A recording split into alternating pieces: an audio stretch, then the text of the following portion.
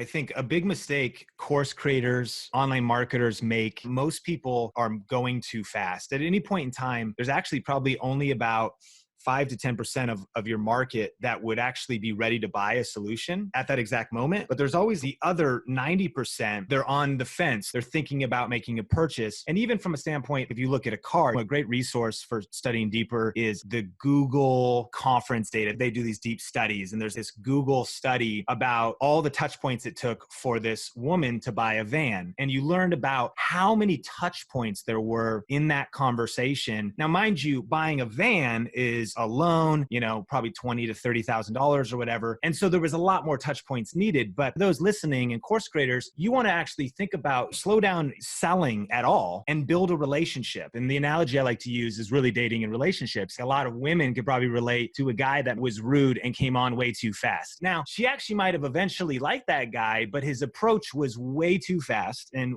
came on way too strong. And what it was needed was a nice cordial introduction. What was then needed was an invitation to a short date, not like, can we go on 3 weeks of vacation, meaning can we do business or can you watch a 4-hour live stream? This is why I encourage people to start with shorter content. That could lead to maybe a longer date. That could be a webinar. That could then lead to eventually engagement or marriage. And that could be someone joining your community, maybe at a low level, and then eventually maybe doing business with you. And people listening, they might be doing courses that cost anywhere from $10 to $10,000. So if someone was going to do, that higher ticket relationship with you, well, there's going to be steps and building know, like, and trust in the process to get someone to even possibly consider consuming a 30-minute to 60-minute to 90-minute sales presentation or a webinar or something is insane. So that is a whole nother level of trust. And so absolutely slow down the process.